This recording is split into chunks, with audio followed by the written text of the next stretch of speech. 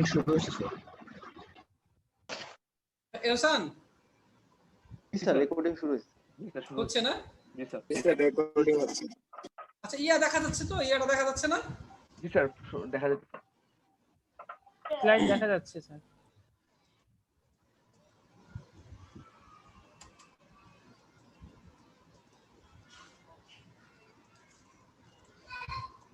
আচ্ছা দেখো, আমাদের ফার্স্ট যে টপিকটা আমরা পড়ছিলাম আর কি আগে ফিজিক্যাল ক্লাসরুমে, হ্যাঁ, তো সেটা ছিল তোমার লেদ মেশিন রিলেটেড আর কি।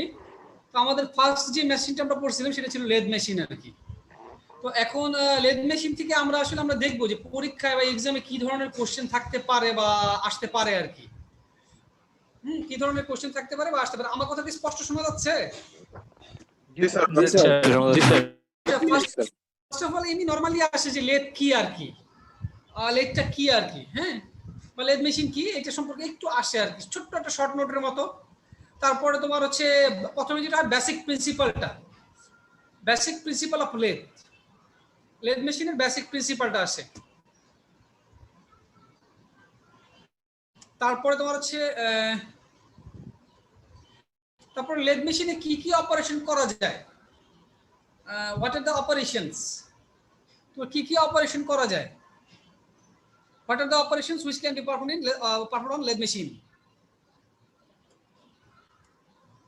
কি কি অপারেশন করা যায়। তারপরে ডায়াগ্রাম উইথ লেভেলিং। স্যার এই অপারেশনগুলো কি ডেসক্রিপশন লাগবে নাকি শুধু অপারেশন? না, অপারেশনগুলো ডেসক্রিপশন নরমালি থাকে না, অপারেশনের নামগুলাই নরমালি তোমার বলে আর কি, ডেসক্রিপশনগুলো তো ইয়া না আর কি। তবে হ্যাঁ, অনেক সময় হয় কি অপারেশনগুলোর মধ্যে কিছু ইম্পর্টেন্ট দুই একটা আছে আর কি, আর সেগুলো তোমার হচ্ছে ইয়া চলে আসে আর কি, এই বা তোমার শর্ট নোট আকারে চলে আসে। যেমন মনে করো এখানে দুই একটা অপারেশনগুলোর মাঝে যেমন ধরো এই টার্নিং, তারপরে তোমার হচ্ছে নার্লিং, এই দুইটা আর কি দেখো অনেক সময় শর্ট নোট হিসেবে আসে আর কি। টার্নিং আরেকটা কি বলছেন স্যার? হ্যাঁ, টার্নিং আরেকটা কি বলছেন?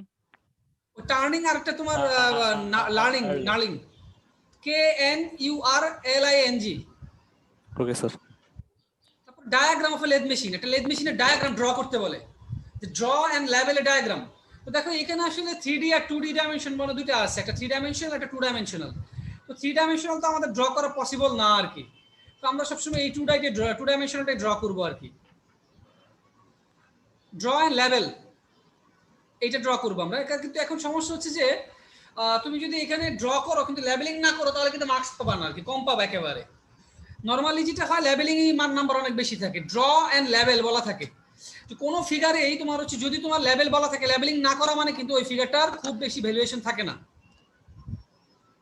স্যার কত মার্ক থাকতে পারে এই ডায়াগ্রামের উপর লেভেলিং সহ? এই ডায়াগ্রামে তো অনেক নাম্বার থাকে, অনেক সময় কখনো কখনো আসলে দেখা গেল 15, কখনো 12, কখনো বা 20ও থাকে, এরকমও আছে। স্যার শুধুমাত্র এই ডায়াগ্রামটাই 12 বা 15 থাকে? হ্যাঁ আচ্ছা, হ্যাঁ হ্যাঁ, শুধু অনলি ডায়াগ্রামটা। আমাদের আসলে তো একটা কোশ্চেনে তো তোমার 35 মার্কস। স্যার 35 মার্কসের জন্য আমাদের মূল পরীক্ষাটা তো হয় 210 এ, তাই না?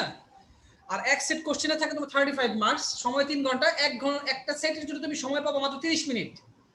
তো 30 মিনিটের ভিতরে কিন্তু আসলে এই একটা কোশ্চেনে 15 দেওয়া হলো, এটা আসলে খুব বেশি না,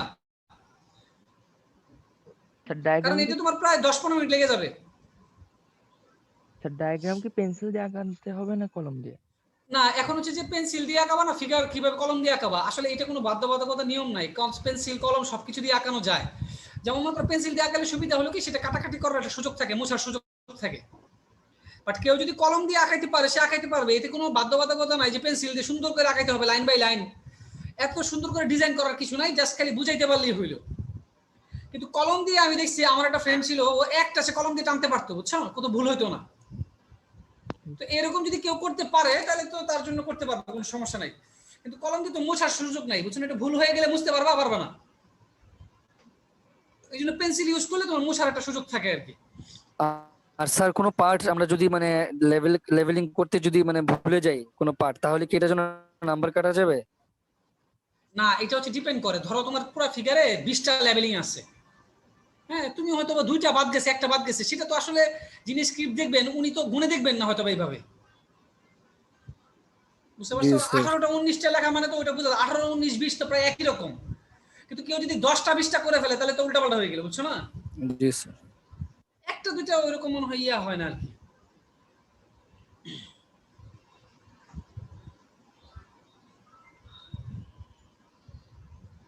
স্যার লেভেলিং এর ক্ষেত্রে মানে ন্যূনতম কয়টা পার্ট লেভেলিং করা লাগবে স্যার? ন্যূনতম হচ্ছে মার্কসের উপরে ভেরি করে তোমার। তুমি যদি নাম্বার খুব বেশি থাকে তাহলে সেক্ষেত্রে তোমার লেভেলিংও তো বেশি হতে হবে, আর নাম্বার যদি কম থাকে তাহলে তো লেভেলিংও কম হবে। আর এর মধ্যে কিছু মেজর জিনিস থাকে বুঝছো, মেজরগুলো যদি বাদ যায় তাহলে সমস্যা। তারপরে দেখো এখানে কিছু মাঝে মাঝে শর্ট নোট আসে বা কাজ কি এটা আসে আর কি। তার মাঝে তোমার হচ্ছে ফাংশন অফ ফিড রড, তারপরে লিড স্ক্রু, এটা মাঝে মাঝে আসে দেখবা, function of feed rod, lead screw. দেখো আমি যেগুলো বলতেছি এগুলো যে পরীক্ষায় আসবে এরকম না, আমি তোমাদেরকে একটু হেল্প করতেছি যে প্রিভিয়াস কোশ্চেনগুলো কিরকম হয় আমি তো জানি ব্যাপারটা, বুঝছো? তো আমি আসলে প্রিভিয়াস কোশ্চেনে স্টাডি করে যেরকম পাইছি ওগুলো বলতেছি। তুমি বিগত বছরের কোশ্চেনগুলো সবচেয়ে বেটার হয় কি বিগত বছরের কোশ্চেনগুলো যদি কেউ কালেক্ট করে সে যদি ওটা দিয়ে করতে পারে আর কি। তো প্রিভিয়াস ইয়ার আমি যেগুলো বলতেছি দেখবা ঘুরে ফিরে এইগুলাই থাকে আর কি। তবে যে কোনো সাবজেক্টে, শুধু নট অনলি এই সাবজেক্টে না, যে কোনো সাবজেক্টে ভালো করার জন্য সবচেয়ে ভালো সিস্টেম হচ্ছে প্রিভিয়াস ইয়ারের কোশ্চেনটা কালেক্ট করে সেটা দেখে তারপরে পড়াশোনা করা। ইভেন মাঝে মাঝে দেখবা কি তুমি সিটির কোশ্চেন প্রথমবার পরীক্ষা দিচ্ছ, তুমি বুঝতে পারো না কিভাবে কোশ্চেন হবে, কিন্তু সেই কোশ্চেনটা কিন্তু প্রিভিয়াস ইয়ারের কোশ্চেনের মতো করেই হয়। ঠিক আছে, আমি কিন্তু অনেক পরে জিনিসটা ধরতে পারছি। আমার ফার্স্ট সেমিস্টার আমি কয়েকটা সিটি দিচ্ছি, প্রথম সিটিগুলো কিন্তু আমার ভালো হয়নি। প্রথম ভালো হয়নি কারণ আমি কোশ্চেনের ধরনটা বুঝতে পারিনি, কিন্তু অনেকেই প্রিভিয়াস ইয়ারের কোশ্চেন দেখে বুঝতে পারছে যে কোশ্চেনগুলো কিরকম হয়। তো এই জন্য যে কোনো সাবজেক্টে নো ফিজিক্স, কেমিস্ট্রি, তারপর তোমার থার্মাল যেটাই বলো না কেন, তুমি প্রিভিয়াস ইয়ারের কোশ্চেন কালেক্ট করলে তুমি বুঝতে পারবা যে কোশ্চেনের টাইপগুলো কেমন হয়। স্যার প্রিভিয়াস ইয়ারের সবগুলো কোশ্চেন যদি স্যার সলভ করে ফেলি তাহলে স্যার পরীক্ষা কতটুকু কমন করতে পারে? না, প্রিভিয়াস ইয়ারের কোশ্চেন সব সলভ করা থাকলে কোনো সমস্যাই হবে না। তবে একটা ব্যাপার আছে এখানে, প্রতি বছর তো আর একজন কোর্স নেয় না, নেয় না। এই জন্য মাঝে মাঝে কোর্স টিচাররা অনেক কিছু এডিশন করে, অনেক কিছু সাবট্রাক্ট করে। তো এই জন্য তোমার একটু ইয়া করতে হবে যে প্রিভিয়াস ইয়ারের কোশ্চেনগুলো আর ক্লাস লেকচারটা একটু ক্রস ম্যাচ করে দেখে নিতে হবে আর কি। হয়তোবা যিনি কোর্স নিচ্ছেন উনি নতুন নিচ্ছেন, তো উনি কিছু কিছু জিনিস যেমন ধরো এই 1107 এটা আমি অনেকদিন ধরে নিচ্ছি, হ্যাঁ, তো এটা 4-5 বছর 4 বছর 3 বছর ধরে আমি নিচ্ছি। তো দেখা গেছে বিগত 3 বছরের কোশ্চেনই আমি হচ্ছি, তো আমার সাথে আরিফুজ্জামান স্যার নিচ্ছে, স্যারই নিচ্ছে এটা। তো এমন কিছু কিছু সাবজেক্ট আছে যেখানে কোর্স টিচার ফিক্সড, তো এগুলো উনি নিচ্ছেন 3 বছর ধরে। তো বিগত 3 বছরের কোশ্চেন দেখলে তুমি একটা ধারণা পাবা আর কি। কিন্তু সমস্যাটা হয় যে ফিজিক্স বা কেমিস্ট্রি ডিপার্টমেন্টে, কারণ ওইখানে তোমার টিচারগুলো সবসময় একজন নেয় না। একটু সাউন্ড অফ করো, কার এটা বাতাস হচ্ছে, বাতাস অনেক। তো আসলে দেখা কি আচ্ছা ফিজিক্স বা কেমিস্ট্রি ডিপার্টমেন্টে বুঝছো, তো ওইখানে কোর্স টিচার কিন্তু চেঞ্জ হয়। তো এই বছর উনি নিল, পরের বছর আরেকজন নেয়। তো ওইখানে দেখা যায় কি তুমি দেখবা কি কোশ্চেনের ভিতরে সিমিলারিটি কম থাকে আর কি। একই কোর্স টিচার যদি বারবার কোর্স নেয় তাহলে সেক্ষেত্রে কিন্তু কোশ্চেনে কিছুটা তার ধারণাটা বোঝা যায় যে স্যার কিভাবে কোশ্চেনটা করেন, স্যার কিভাবে সেট করেন। তো ডিপার্টমেন্টাল কোর্সগুলোতে মোটামুটি উপরের দিকে যেগুলো আছে, যেমন ধরো মেকানিক্স, তারপরে মেকানিক্স, ফ্লুইড মেকানিক্স, এগুলো কিন্তু স্যাররা ফিক্সড, যে স্যাররাই এগুলো নেন। তো এই জন্য হচ্ছে যে তোমার ওই কোশ্চেনগুলো বোঝা যায় যে স্যার এইভাবে কোশ্চেনটা করতে পারে। ওই জন্য প্রিভিয়াস এর কোশ্চেনগুলো কালেক্ট করলে তুমি স্যার কিভাবে কোশ্চেনটা করবে সেটা তুমি একটা ধারণা পাবা।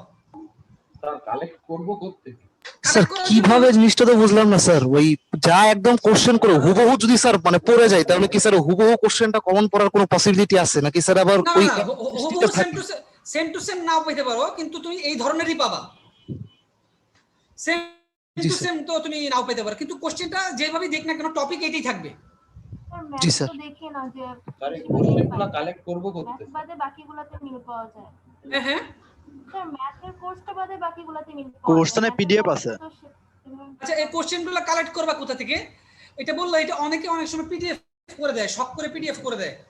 কিন্তু কিছু কিছু কোশ্চেন হয় কি পিডিএফ পাওয়া যায় না, তো সেটার জন্য আমাদের ওই উপরে সেমিনার লাইব্রেরি আছে। ওই সেমিনার লাইব্রেরি স্যার পিডিএফটা করা ওতে দেওয়া হয়েছে স্যার। স্যার মেইন গেটের সামনে ওই ফটোকপির দোকানে আছে এমনি। না একেবারে রিসেন্ট গুলো নাও পাওয়া যেতে পারে।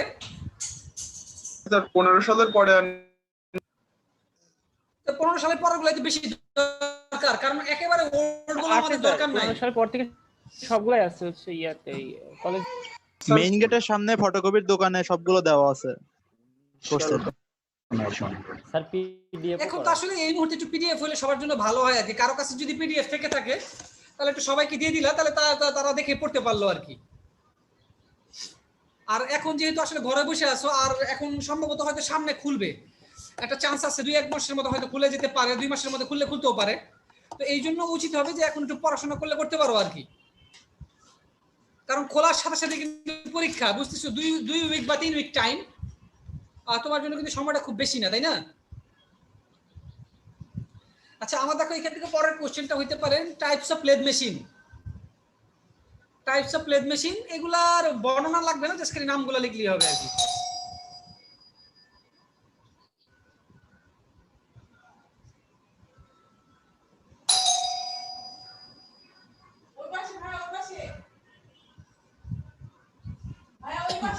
টাইপস অফ লেদের ভিতরে সবগুলা আসলে ওইভাবে থাকে না, তবে তোমার আছে কিছু কিছু লেদ আছে, যেমন টারেটটা বেশি ইম্পর্টেন্ট আর কি। তারপরে ক্যাপস্টান লেদের শর্ট নোট আসে মাঝে মাঝে। তারপরে লেদ সাইজ, একটা লেদের সাইজ কিভাবে ডিটারমাইন করা হয়, how lathe size is determine, এটা মাঝে মাঝে আসে। দেখো এই টারেট লেদের জন্য শর্ট নোট বা ইয়াটা এখানে দেওয়া আছে পিছনে। তারপরে দেখো কম্পিউটার কন্ট্রোল বা সিএনসি লেদ গুলোর উপরে শর্ট নোট আসে। CNC lathe, short note on CNC lathe.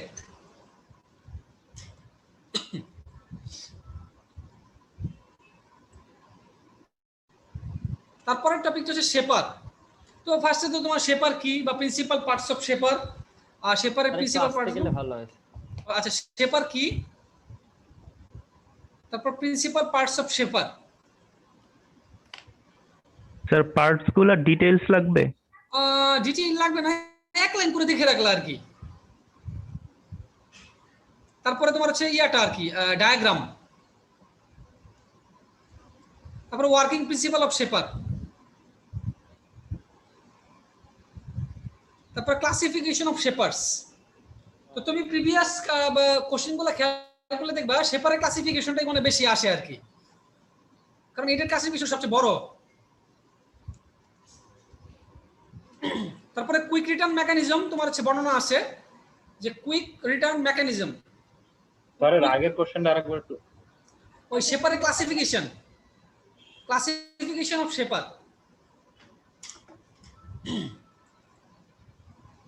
আর কেউ কিছু মিস করে গেলে ওইটা তুমি দিয়ে দেখতে পারবা, ওই বা মানে তোমার যে আছে না, যদি কিছু মিস করে যাও ইন কেস, তাহলে তুমি সে থেকে বুঝতে পারবা আর কি, রেকর্ডিং থেকে। হ্যাঁ হ্যাঁ স্যার কুইক রিটার্ন মেকানিজমে কি চিত্র দিতে হবে? হ্যাঁ ডেফিনেটলি, চিত্র ছাড়া তো এটা কিছুই হবে না। কেমনে বর্ণনা করবা? কুইক রিটার্ন মেকানিজমের চিত্র নাই মানে তো কিছুই নাই। তারপরে কুইক রিটার্ন মেকানিজম কেন ইউজ করা হয়, why quick return mechanism of used, why quick return mechanism is used? সময়টা কম লাগে এইজন্য। হ্যাঁ সময়টা কম লাগে, উত্তরও দরকার নেই, উত্তর বলতে হবে না, তুমি কোশ্চেন বলো। আচ্ছা, সাইজ অফ শেপার মেশিন। একটা শেপার মেশিনের সাইজ কিভাবে ডিটারমাইন করা হয়?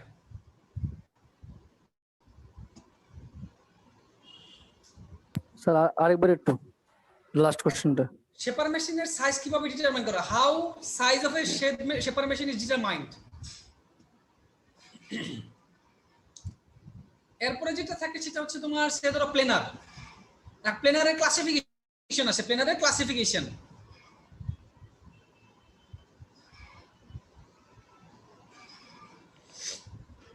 ক্লাসিফিকেশন কি শুধু নাম নাকি ডেসক্রিপশন লাগবে? না, ডেসক্রিপশন। ক্লাসিফিকেশন মানে কোন ক্লাসিফিকেশনে কখনো ডেসক্রিপশন দিতে হয় না, কারণ ক্লাসিফিকেশন গুলোতে নাম্বার কখনো খুব বেশি থাকে না, হয়তো বা তোমার 5, 6, 7, 8 এরকম থাকে আর কি। তারপর প্লেনার আর শেপারের ভিতরে difference, difference between planer and shaper.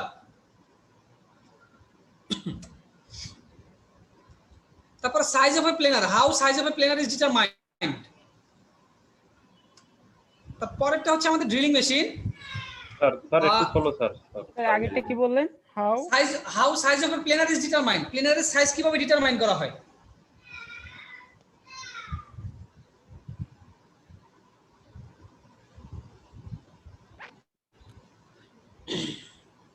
তারপর হলো তোমার ড্রিলিং মেশিন কি, drilling machine, sorry drilling machine না, what is drilling, what is drilling. তারপরে ড্রিলিং অপারেশন, ড্রিলিং মেশিনে কি কি অপারেশন করা যায় আর কি, ড্রিলিং, বোরিং, রিমিং এগুলা। আর drilling, boring, reaming, tapping, counter boring এগুলো সবগুলো short note. Drilling, boring, reaming, tapping, counter boring, counter sinking, spot facing এগুলো শর্ট নোট। আর এগুলোর ভিতরে ডিফারেন্স আসতে পারে, দেখা গেল কাউন্টার বোরিং আর সিঙ্কিং এটার ভিতরে ডিফারেন্স দিয়ে দিল। ডিফারেন্সটা কোথায় পাবো স্যার? ডিফারেন্সটা তোমার বানায় লিখতে হবে এখান থেকে, এখানেই তো আছে তোমার এই ডেফিনেশনই তো তোমার হচ্ছে ইয়া আর কি, ডেফিনেশনই তো তোমার হচ্ছে ইয়া আর কি মেইন ডিফারেন্স। তুমি যদি ডেফিনেশন বা শর্ট নোট লিখতে পারো তাহলে তুমি ডিফারেন্স বানায় লিখতে পারবে, সমস্যা নেই। তারপর diagram of A drilling machine, dealing boring এই আরেকটু আবার রিপিট করেন তো sir. Dealing boring, drilling, boring, rhyming এই তিনটার ভিতরে ডিফারেন্স এবং অথবা শর্ট নোট তিনটা। তারপর কাউন্টার বোরিং, কাউন্টার সিঙ্কিং এগুলার মনে করো শর্ট নোট অথবা difference, spot facing short note এরকম আর কি। তার ডিফারেন্স গুলা কি টেবিলের মধ্যে লিখতে হবে? কেউ কেউ টেবিলে লেখে, কেউ কেউ এইভাবে লেখে। টেবিলটা লেখাই তো বেশি ভালো না, অনেকে টেবিলে লেখে না স্যার ছক করেটা স্যার সময় কাটে অনেক, ছক করে করতে গেলে সময় নষ্ট হয়, আবার জায়গাও হয়। তুমি যদি ছক করে যদি ই দিয়ে করতে যাও, ইজি হয়। শুনো, ছক করে যদি তুমি এই ইয়া করতে যাও, কি বলে রে, স্কেল দিয়ে ছক টানতে যাও সময় লাগবেই। স্যার স্কিল দিয়ে তো করি, হাত দিয়ে স্কেল দিয়ে করার এখন স্কেল দিয়ে করার দিন শেষ, পরীক্ষার টাইমই পাবো না। স্যার ওই পরীক্ষার টাইম কত কম স্যার? করলে হয়ে যায় না? 3 ঘন্টা না 4 ঘন্টা? স্যার ড্রিলিং বোরিং রিমিং এর ফিগারগুলো দিতে হবে, ওই যেগুলো আপনি ওই দিচ্ছেন। হ্যাঁ এগুলাই দিবা, হ্যাঁ ফিগার তো দিতেই হবে। তুমি রিমিং এর ওই ড্রিলিং বোরিং রিমিং, হ্যাঁ ডিফারেন্স তুমি যত বাড়াইতে পারবে না তত বেটার। এখন ফিগার দিতে পারলে তো ভালো। আসতে বলো না। এই কে আচ্ছা ডায়াগ্রাম অফ ড্রিলিং, পরীক্ষার টাইম কত কম? 4 ঘন্টা না 3 ঘন্টা? হ্যাঁ যদি কেউ পরীক্ষা হলে খুব সুন্দর করতে চাও তাহলে সে টাইম পাবে না, এটা শিওর থাকো। টাইম কত কম স্যার? পারবো না। আমি আমার পুরো লাইফে যে কটা পরীক্ষা দিছি তার মাঝে মাত্র 4টা না 5টা না 6টা 7টা পরীক্ষার মাঝে আমি তোমার ফুল আনসার করতে পারছি।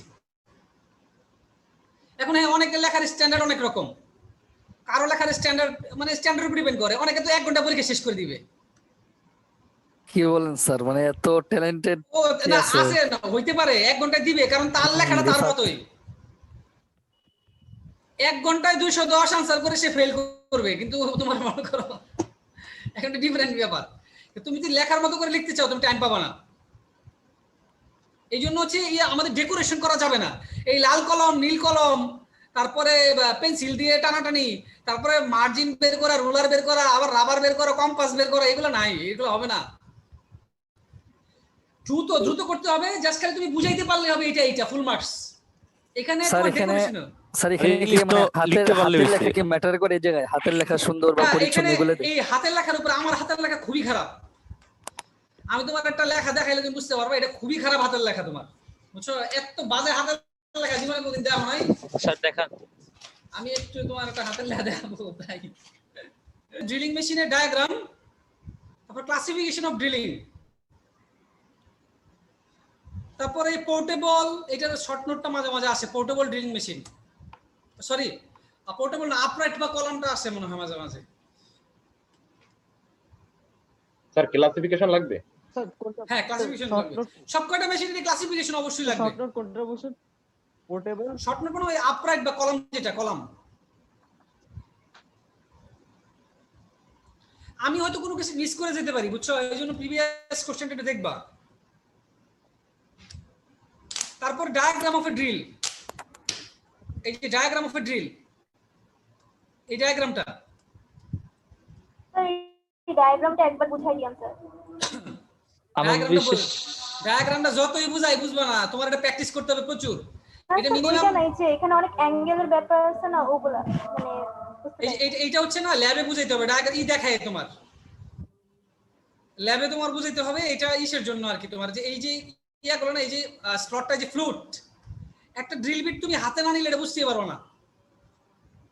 স্যার এটা তো ড্র করা অনেক সময় সাপেক্ষ ব্যাপার মানে তারপরে যে element of twist drill, twist ড্রিলের এলিমেন্ট, এই বর্ণনাগুলো আসে, এগুলো বর্ণনা আসে, ফ্ল্যাগ, ফ্লুট, লিপ, এগুলো বর্ণনা আসে কিন্তু।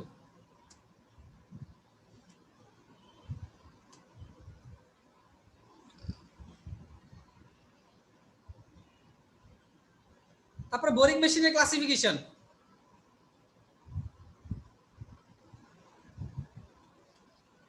তারপর দেখো মিলিং কি, মিলিং কি, মিলিং মেশিনের ওয়ার্কিং প্রিন্সিপাল। স্যার একটু আসতে। স্যার বোরিং মেশিনে কি কি ছিল? বোরিং এর শুধু ক্লাসিফিকেশনটা দেখো, ক্লাসিফিকেশন। মিলিং কি, মিলিং মেশিনের ওয়ার্কিং প্রিন্সিপাল, তারপরে মিলিং মেশিনের ক্লাসিফিকেশন, মিলিং মেশিনে কি কি অপারেশন করা যায়, মিলিং অপারেশনস,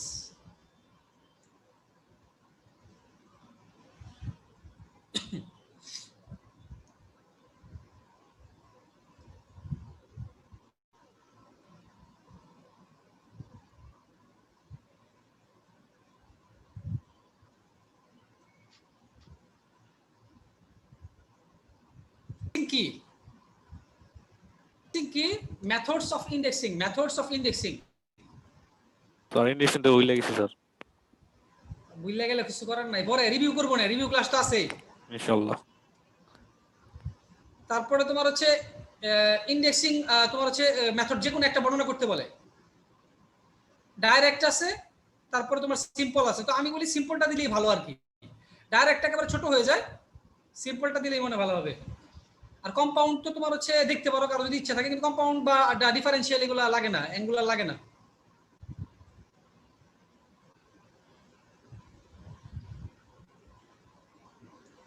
এগুলা পড়াইলে আবার ভুলে যাবা। অ্যাঙ্গুলার লাগে না, অ্যাঙ্গুলার লাগে না। তারপর types of milling, down milling আর আপ মিলিং, এটা তোমার শর্ট নোট, আর এই দুইটার ভিতরে তোমার হচ্ছে বা ডিফারেন্স।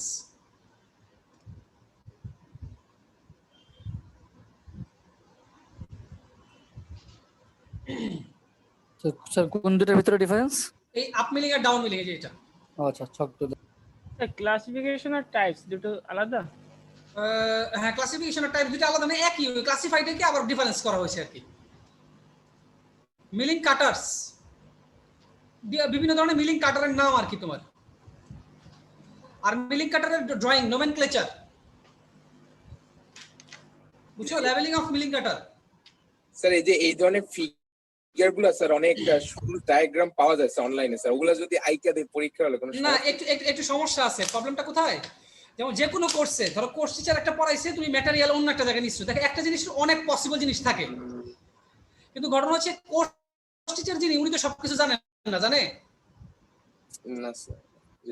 তো এই যে জিনিসটা তুমি হয়তো বা সঠিক জিনিস আঁকাইছো, আমি হয়তো সেটা বুঝি না, তখন দেখা গেল একটা বিভ্রান্তি তৈরি হয় আর কি।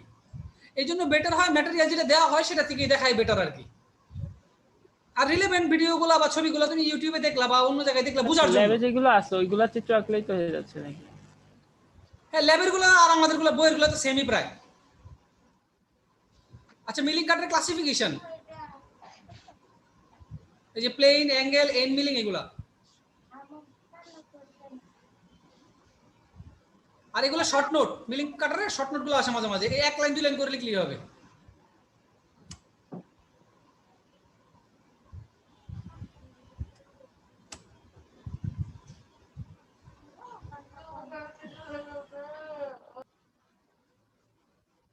বাচ্চা ঠান্ডা করতেছো কে?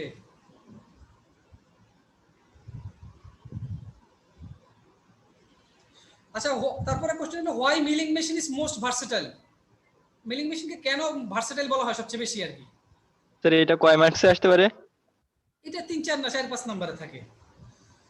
আর প্রশ্নটা আবার sir, why milling machine is most versatile machine.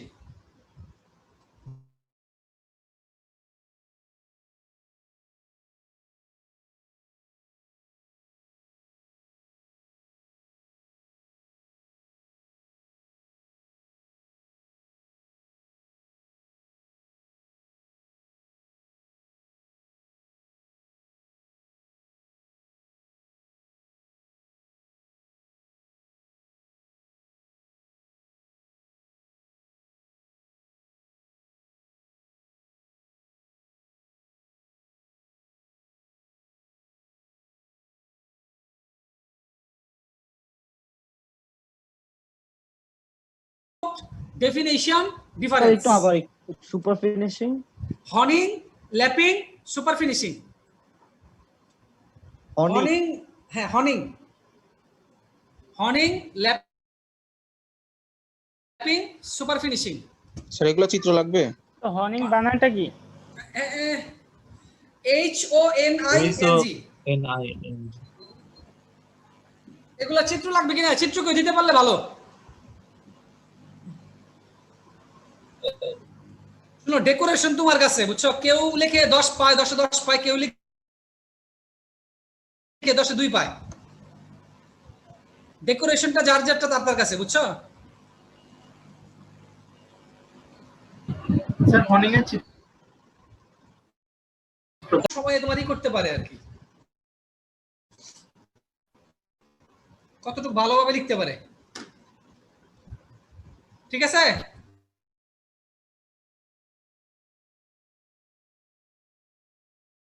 ওই জিওমেট্রি, কাটিং টুল জিওমেট্রি। আসলে রবিবারে তোমাদের সাথে একটা ক্লাস আছে। আচ্ছা, আজকে যে ক্লাসের লিংকটা পাইছো না, লিংক, হ্যাঁ আজকে যে ক্লাসের লিংকটা পাইছো, রেজিস্ট্রেশনের লিংক, এই লিংকে ঢুকে